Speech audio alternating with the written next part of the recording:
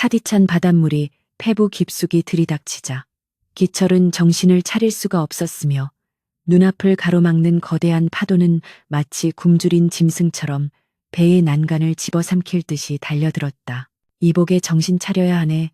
지금 줄을 놓치면 우리 모두 수중고운이 되고 말 것이야.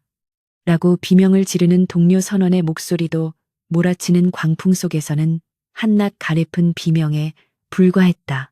기철은 밧줄을 쥔 손바닥 바닥이 찢어져 피가 낭자함에도 불구하고 돛대를 붙잡고 버텼으며 거대한 파도가 갑판을 때릴 때마다 배는 금방이라도 부서질 듯 비명을 질러댔다. 그런데 그 아비규환의 와중에 그물 속에서 묵직한 움직임이 느껴졌고 기철은 본능적으로 그것이 예사롭지 않은 생명체임을 직감하고는 거칠게 파도치는 바다 쪽으로 시선을 돌렸다. 그물에 걸려 올라온 것은 집채만 한 등 껍질을 가진 거대한 거북이였는데 그 몸체에서는 기이한 푸른 빛이 흘러나왔으며 억겁의 세월을 견딘 듯한 눈망울은 슬픔에 젖어 있었다. 어이 기철이 저것 좀 보게나 저토록 큰 거북이라니 저놈을 육지로 가져가기만 하면 평생 먹고 살 재물은 따놓은 당상일세라고 탐욕의 눈이 먼 선주 박만호의 수아들이 칼을 휘두르며 다가왔다. 기철은 온몸을 던져 거북의 앞을 가로막았으며 떨리는 목소리로 안 돼오. 이 영물은 예사 짐승이 아니니 제발 목숨만은 살려주어야 한다고 소리쳤으나 탐욕의 눈이 먼 사람들은 기철을 거칠게 밀쳐냈다.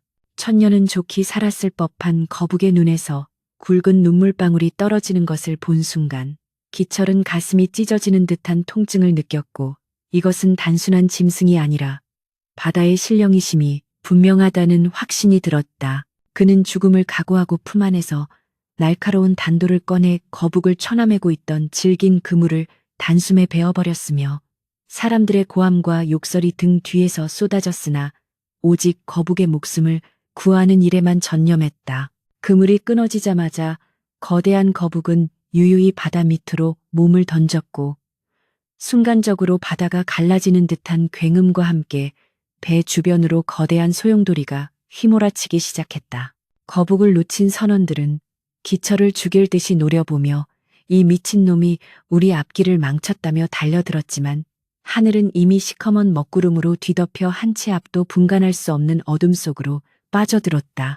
거대한 파도가 배의 허리를 강타하자 튼튼하던 목재는 맥없이 부서져 나갔고 기철은 바닷속으로 빨려 들어가는 순간에도 자신이 살려준 그 거북의 슬픈 눈망울을 떠올리며 정신을 잃어갔다. 정신이 혼미해지는 와중에도 기철의 귀에는 기이한 울림이 들려왔는데 그것은 사람의 목소리도 아니고 바람 소리도 아닌 깊은 바닷속 울림 같은 웅장하고 자애로운 소리였다. 살고자 하는 의지보다 죽음의 그림자가 더 짙게 깔리는 순간 기철은 자신의 팔을 감싸주는 단단하고 매끄러운 감촉을 느꼈으며 그것이 아까 방생한 거북의 등껍질임을 직감했다.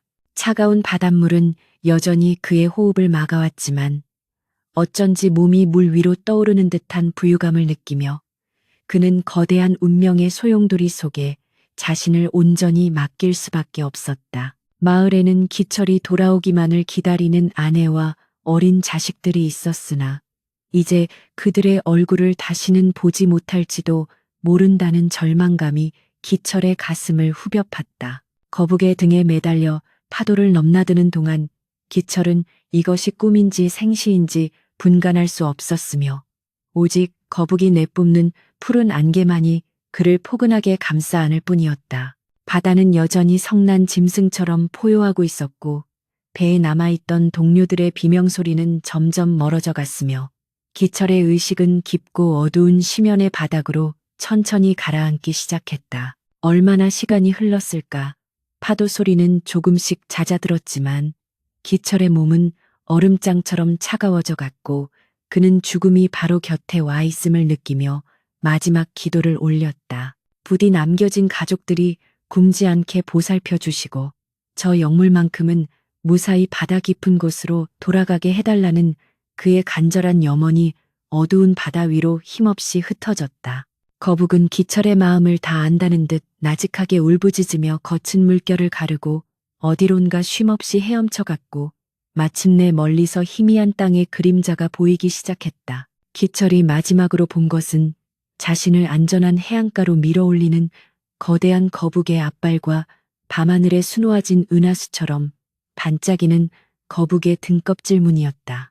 그는 모래사장의 얼굴을 파묻은 채 정신을 잃었으며 그를 감싸고 있던 거대한 운명의 파도는 이제 새로운 시작을 알리는 듯 잔잔하게 발끝을 적시고 있었다.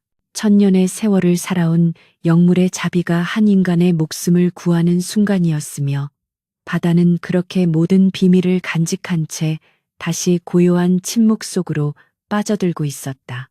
입안으로 까칠한 모래알이 씹히고 짠 기운이 목구멍을 타고 넘어올 때 기철은 비로소 자신이 아직 살아있음을 자각하였으나 온몸은 물에 부른 솜처럼 무거워 손가락 하나 까딱할 힘조차 없었다. 눈을 뜨자마자 마주한 것은 끝없이 펼쳐진 낯선 해변의 풍경이었고 사방을 둘러보아도 사람의 흔적은커녕 기괴하게 생긴 바위들과 울창한 숲만이 정적을 지키고 있을 뿐이었다. 기철은 젖은 몸을 일으키려 애썼으나 다리는 힘없이 풀려버렸고 자신이 타고 왔던 배의 파편들이 해안가로 밀려와 흩어져 있는 것을 보며 동료들의 비극적인 최후를 직감하고 절망의 눈물을 흘렸다. 이곳이 어디인지 도무지 가늠할 수 없는 막막함 속에서 기철은 허기와 갈증으로 타들어가는 목을 움켜쥐고 무작정 숲 안쪽으로 기어갔으며 신령스러운 기운이 서린 거북이 자신을 이곳에 데려다 놓은 이유가 있을 것이라 믿으며 희망의 끈을 놓지 않았다. 하지만 무인도의 태양은 자비 없이 내리쬐어 그의 살칼을 태웠고 밤이 되면 찾아오는 소름 끼치는 추위는 죽음의 공포를 다시금 불러일으키며 기철의 정신을 피폐하게 만들었다. 기철은 바위 틈에 고인 빗물로 간신히 목을 축이며 하루하루를 버텼지만 기력은 바닥을 드러냈고 이제는 환각마저 보여 가족들의 환영이 눈앞을 어른거리기 시작했다. 죽음이 목전까지 다가왔다고 느낀 순간 숲속에서 부스럭거리는 소리와 함께 은은한 푸른 빛이 새어나왔고 기철은 본능적으로 고개를 들어 그 빛의 근원을 쫓았는데 놀랍게도 그곳에는 바다에서 살려주었던 천년 거북이 다시 모습을 드러내고 있었다. 거북은 바다 짐승임에도 불구하고 육지 위를 기어와 기철의 곁에 멈추어 섰으며 입에 물고 있던 이름 모를 약초를 기철의 앞에 조용히 내려놓고는 자애로운 눈빛으로 그를 한참 동안 바라보았다. 기철은 떨리는 손으로 그 약초를 집어들었으며 한 입 베어 물자마자 온몸에 뜨거운 기운이 돌면서 마비되었던 감각이 살아나고 타들어가던 갈증이 씻은 듯이 사라지는 기적을 경험했다. 정신을 차린 기철이 거북의 머리를 쓰다듬으며 고맙소, 참으로 고맙소. 그대 덕분에 이 미천한 목숨이 연명하는 구려라고 울먹이자 거북은 마치 알아들었다는 듯 고개를 끄덕이더니 다시 숲 깊은 곳으로 그를 안내하기 시작했다. 거북을 따라 도착한 곳은 사시사철 맑은 물이 솟아나는 천연 동굴이었으며 그곳에는 신비하게도 온갖 열매와 물고기가 풍족하여 기철이 고립된 생활을 견뎌낼 수 있는 최적의 안식처가 되어 주었다. 기철은 그곳에서 거북과 기이한 동거를 시작하며 매일 바다를 향해 가족의 안녕을 빌었고 거북은 때때로 바다 깊은 곳에서 진귀한 진주나 골동품들을 물어다 주며 기철의 무료함을 달래주었다. 섬에서의 생활이 길어질수록 기철의 마음 한구석에는 육지에 남겨진 가족들에 대한 걱정이 산더미처럼 쌓여갔으며 특히나 탐욕스러운 선주 박만호가 자신의 생사를 빌미로 처자식을 괴롭히고 있을 것이라는 생각에 잠을 이룰 수 없었다. 기철은 거북에게 제발 나를 집으로 보내주오. 우리 어린 자식들과 아내가 나 없이는 살 길이 막막할 것이오라고 간청하였으나 거북은 그저 묵묵히 바다만을 바라보며 때가 되지 않았음을 알리는 듯했다. 기철은 거북이 물어다준 진귀한 물건들을 보며 이것들을 가지고 돌아가면 가족들을 평생 호의호식하게 해줄 수 있을 텐데 하는 생각과 함께 이 모든 것이 자신의 선행에 대한 보답임을 깨달았다. 한편 기철이 고립된 사이 육지마을의 상황은 기철의 우려대로 참혹하게 돌아가고 있었으며 선주 박만호는 배가 침몰한 책임이 기철에게 있다며 거짓 소문을 퍼뜨려 기철의 아내와 아이들을 마을에서 내쫓으려 획책하고 있었다. 박만호는 기철이 거북을 놓아주는 바람에 용왕님이 노하셔서 배가 가라앉은 것이니 그 손해를 기철의 가족이 모두 배상해야 한다고 억지를 부리며 아내에게 가혹한 노동을 강요하고 집까지 빼앗으려 들었다. 마을 사람들은 박만호의 권세가 무서워 기철의 가족을 돕지 못하고 외면했으며 어린 자식들은 아버지를 그리워하며 매일 밤 바다를 보며 울음을 터뜨리는 비참한 처지에 놓이게 되었다. 섬에서 이 사실을 알리 없는 기철은 거북과 함께 섬의 봉우리에 올라 매일같이 수평선을 살폈으며 이제는 거북의 움직임만 보아도 바다의 날씨와 물길을 읽을 수 있을 정도로 바다와 하나가 되어가고 있었다. 거북은 기철에게 단순히 생존의 길을 열어준 것을 넘어 인간의 욕심이 얼마나 덧없는 것인지와 자연의 섭리가 어떻게 흐르는지를 무언의 가르침으로 전해주고 있었다. 기철은 그동안 자신이 오직 먹고 사는 일에만 급급하여 주변을 돌아보지 못했던 지난날을 반성하며 만약 육지로 돌아가게 된다면 어려운 이웃을 돕고 생명을 귀히 여기며 살겠노라 굳게 다짐했다. 어느덧 보름달이 높이 뜬 밤거북은 평소와 달리 기철의 옷자락을 물어당기며 바닷가로 그를 이끌었고 기철은 드디어 돌아갈 때가 왔음을 직감하고는 거북의 등에 조심스럽 올라탔다. 거북은 거대한 파도를 가르며 육지를 향해 힘차게 헤엄치기 시작했으며 기철은 품 안의 거북이 준 진귀한 진주들과 박만호의 죄를 밝힐 증거가 될 배의 파편을 소중히 간직한 채 어둠을 뚫고 나갔다. 등 뒤로 멀어지는 무인도를 바라보며 기철은 자신이 겪은 이 신비로운 체험이 꿈이 아니기를 빌었고 이제 곧 마주하게 될 고통받는 가족들과 악독한 박만호와의 피할 수 없는 결전을 준비하며 입술을 굳게 깨물었다. 칠흑 같은 어둠을 뚫고 거대한 거북의 등에 몸을 의지한 채 파도를 넘나들던 기철의 눈에 마침내 익숙한 마을의 등대 불빛이 가물거리며 들어왔으나 기철의 가슴은 설렘보다는 분노와 긴장으로 가득 차 있었다. 거북은 마을 외진 곳의 한적한 바위 해변에 기철을 내려주었으며 기철이 거북의 머리를 어루만지며 이제 내 힘으로 가겠소. 그대 덕분에 살았으니 이 은혜는 죽어도 잊지 않겠소라고 작별 인사를 건네자 거북은 나직한 울음소리를 내며 다시 깊은 심연 속으로 사라졌다. 기철은 젖은 옷을 추스르고 거북이 선물로 준 진귀한 진주 주머니를 품속 깊이 갈무리한 뒤 마치 망령처럼 어둠을 틈타 자신의 집을 향해 발걸음을 재촉했으나 눈앞에 펼쳐진 광경은 참혹하기 그지없었다. 자신의 집마당에는 박만호의 수하들이 횃불을 들고 서 있었으며 방 안에서는 아내의 처절한 곡소리와 아이들의 자지러지는 울음소리가 담을 넘어 기철의 귀를 찔러왔으니 기철은 본능적으로 몸을 숨기고 상황을 지켜보았다. 박만호는 비열한 웃음을 지으며 기철의 아내에게 내 남편은 이미 물귀신이 되었으니 이제 이 집과 땅은 내 것이나 다름없고 내 수청을 들지 않으면 너와 내 자식들을 당장 섬 밖으로 내쫓아버리겠다고 협박하며 방문을 거칠게 걷어차고 있었다.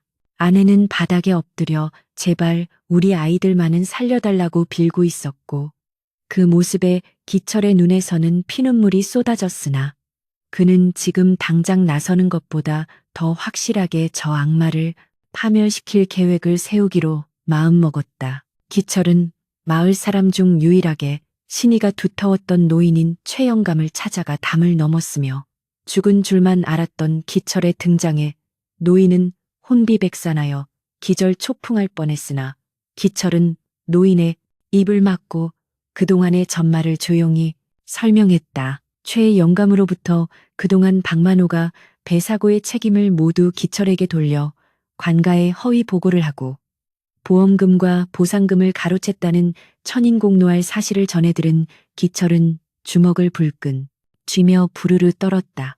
기철은 품 안에서 거북이 물어다 준 진주 하나를 꺼내 최영감에게 건네며 이것으로 마을 사람들을 은밀히 포섭하고 박만호가 내일 잔치를 열 때 모든 진실을 밝힐 준비를 해달라고 부탁하며 어둠 속으로 다시 몸을 숨겼다. 다음 날 박만호는 기철의 집을 완전히 빼앗은 것을 기념하고 자신의 권세를 과시하기 위해 마을 사람들을 불러 모아 성대한 잔치를 벌였으며 사람들은 박만호의 위세에 눌려 억지 웃음을 지으며 술잔을 기울이고 있었다. 기철은 거지 발사계 같은 누더기를 걸치고 얼굴에 진흙을 발라 변장한 채 잔치판에 끼어들었으며 박만호가 술에 취해 내가 기철이를 그토록 아꼈건만 그놈이 거북 신령을 건드리는 바람에 네 배가 가라앉았으니 이 얼마나 통탄할 일이냐며 거짓 눈물을 흘리는 꼴을 지켜보았다. 박만호는 더 나아가 기철의 아내를 사람들 앞에 끌어내어 이 여자가 이제 내 밑에서 일하며 속죄하기로 했다고 선언하려 했으나 그 순간 기철이 군중 속에서 큰 소리로 비웃음을 터뜨리며 앞으로 걸어 나왔다.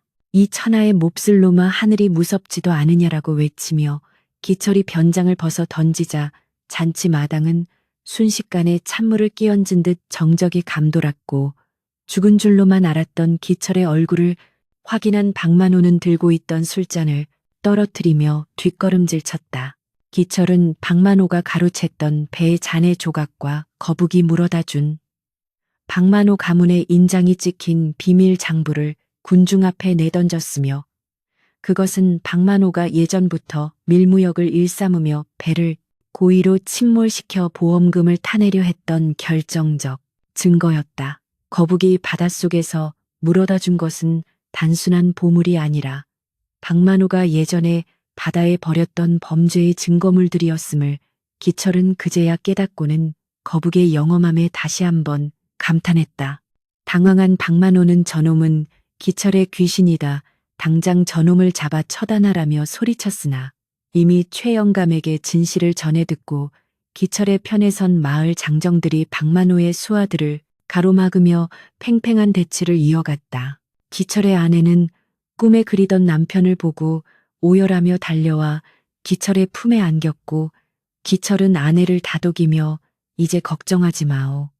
바다의 신령께서 우리를 도우셨으니 저 악한 자는 반드시 천벌을 받을 것이오라고 나직하지만 강한 어조로 말했다. 마을 사람들도 하나둘씩 박만호의 횡포에 항거하며 목소리를 높이기 시작했고 박만호는 자신의 비리가 만천하에 드러나자 안절부절 못하며 도망칠 국리를 찾기 시작했으나 이미 마을 입구는 분노한 어민들에 의해 봉쇄된 상태였다. 기철은 박만호의 멱살을 잡고 네가 가로챈 사람들의 목숨값과 우리 가족의 눈물을 이제 모두 돌려받겠노라.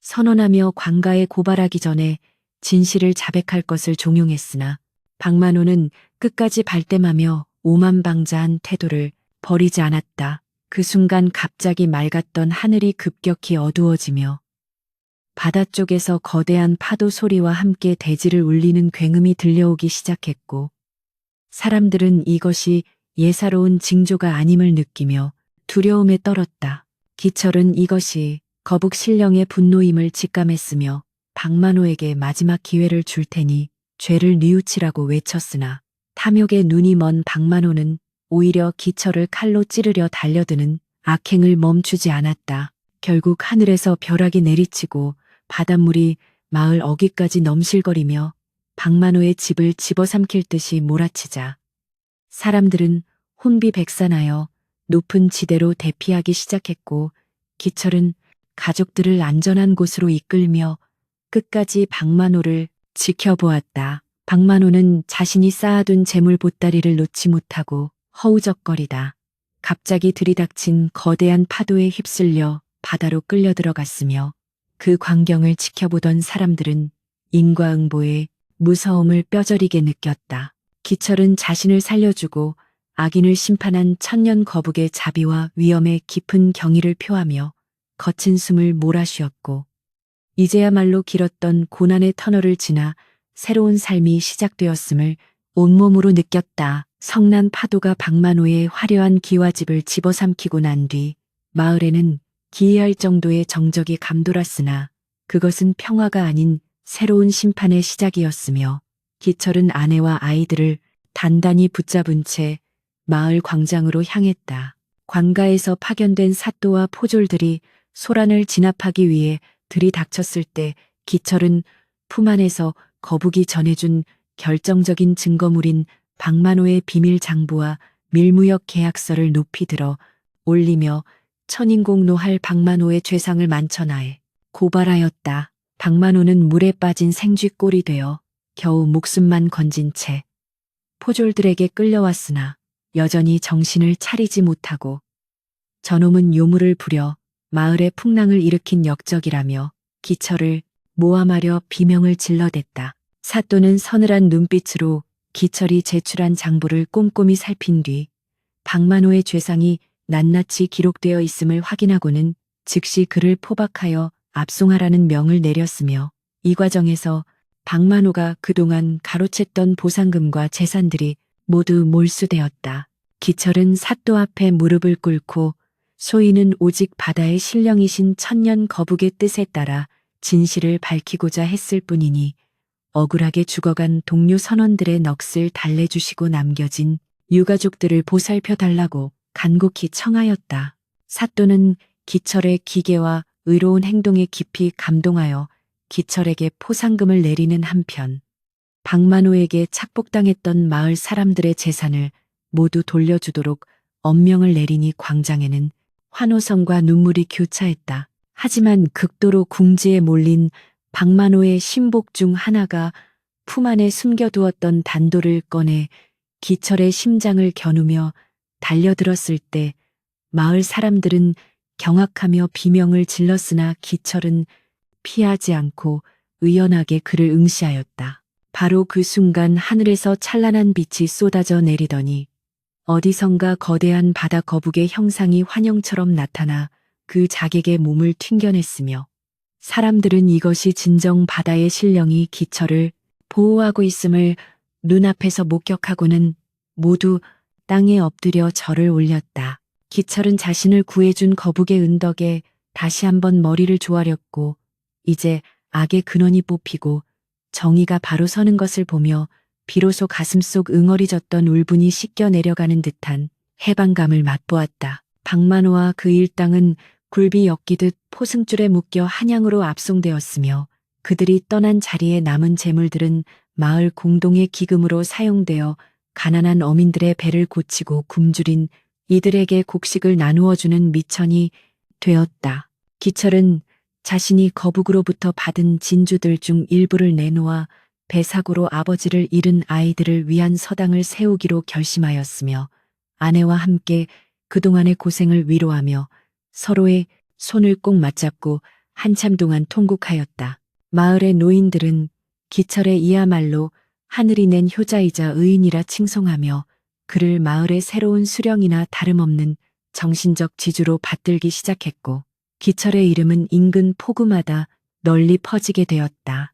심판의 날이 저물고 달빛이 은은하게 비치는 해변가에서 기철은 홀로 거북이 자신을 내려주었던 바위로 향했으며 수평선 너머로 잔잔하게 일렁이는 물결을 보며 거북에게 무언의 인사를 건네고 또 건넸다. 그는 이제 단순한 어부가 아니라 생명의 소중함과 보답의 이치를 깨달은 선각자가 되었으며 자신이 겪은 기적 같은 일이 후세에도 잊히지 않고 전해져 사람들이 자연을 경외하고 선하게 살아가기를 간절히 염원하였다. 기철은 바다를 향해 절하며 당신이 살려준 이 목숨 헛되이 쓰지 않고 세상의 어두운 곳을 밝히는 등불이 되겠노라 맹세하였고 바다는 그의 목소리를 들었는지 나직한 파도 소리로 화답하며 기철의 마음을 평온하게 감싸 안았다. 집으로 돌아온 기철을 맞이한 것은 따뜻한 밥상과 아내의 인자한 미소, 그리고 아버지를 자랑스러워하며 품으로 뛰어드는 어린 자식들의 온기였으며 기철은 이것이야말로 천년 거북이 자신에게 준 가장 큰 보물임을 깨달았다. 폭풍우 속에서 죽음을 대면했던 그 처절한 순간부터 무인도의 고독을 견디고 악인을 심판하기까지의 모든 여정이 마치 한 편의 짧은 꿈결 같았으나 기철의 가슴에 새겨진 거북의 푸른 빛은 영원히 지워지지 않을 자비의 인장이 되었다. 마을에는 다시 평화가 찾아왔고 사람들은 더 이상 탐욕에 눈이 멀어 서로를 해치지 않았으며 기철의 가정을 중심으로 온 마을이 화합하여 풍요롭고 평온한 나날을 준비하며 내일을 기약하게 되었다. 세월은 유수와 같이 흘러 어느덧 기철의 머리칼에도 하얀 서리가 내려앉았으나 그의 눈빛만큼은 여전히 동해의 푸른 바다처럼 맑고 깊었으며 마을은 그가 가져온 자비의 씨앗 덕분에 이전에 없던 번영과 평화를 누리고 있었다. 기철은 이제 고기잡이 배를 타는 대신 마을 어귀에 앉아 자라나는 아이들에게 자신이 겪었던 신비로운 거북 이야기를 들려주며 생명의 귀중함과 인과응보의 도리를 가르치는 인자한 훈장이 되었고 사람들은 그를 가리켜 바다의 은혜를 입은 자라 부르며 공경했다. 박만호가 떠난 자리에는 마을 사람들이 합심하여 세운 거북 사당이 들어섰으며 어부들은 바다로 나가기 전 그곳에 들러 거북의 자비를 빌고 무사 안녕을 기원하는 전통이 생겨 마을의 새로운 구심점이 되었다. 기철의 아내 역시 정성껏 살림을 꾸려 마을의 가난한 이웃들을 살뜰히 보살폈고 기철의 자식들은 아버지의 정직한 성품을 닮아 훌륭하게 장성하여 마을의 대들보 역할을 톡톡히 해냈으니 기철의 집안에는 늘 웃음꽃이 끊이지 않았다. 어느 해 진력 기철은 지팡이를 짚고 자신이 처음 거북을 만났던 그 해변의 바위에 앉아 붉게 물든 노을을 바라보고 있었으며 문득 수평선 끝에서 예전에 보았던 그 신비로운 푸른 빛이 다시금 은은하게 피어오르는 것을 목격하게 되었다. 기철은 본능적으로 그것이 천년 거북의 마지막 인사임을 직감하고는 천천히 자리에서 일어나 바다를 향해 정중히 허리를 굽혀 절하며 그대 덕분에 나의 한평생이 참으로 보람차고 따뜻했소라고 나직이 읊조렸다. 바다 위로 거대한 거북의 형상이 잠시 나타났다가 울보라를 일으키며 사라지자 기철의 마음속에는 말로 다 표현할 수 없는 깊은 평온함이 찾아왔고 그는 이제 자신이 이 세상에서 할 일을 다 마쳤음을 깨달으며 잔잔한 미소를 지었다. 인생이란 마치 거친 파도를 헤쳐나가는 이력편주와 같으나 누군가에게 베푼 작은 자비가 결국 자신을 구하는 구원의 밧줄이 된다는 평범한 진리를 기철은 자신의 온 생애를 통해 마을 사람들에게 증명해 보인 셈이었다. 마을 사람들은 훗날 기철이 세상을 떠났을 때 그가 거북의 등에 올라타 바다 너머 신선의 세계로 떠났다고 믿었으며 그의 이야기는 대를 이어 전해지는 아름다운 전설이 되어 각박한 세상 속에서도 사람들의 마음을 따뜻하게 적셔주는 등불이 되었다.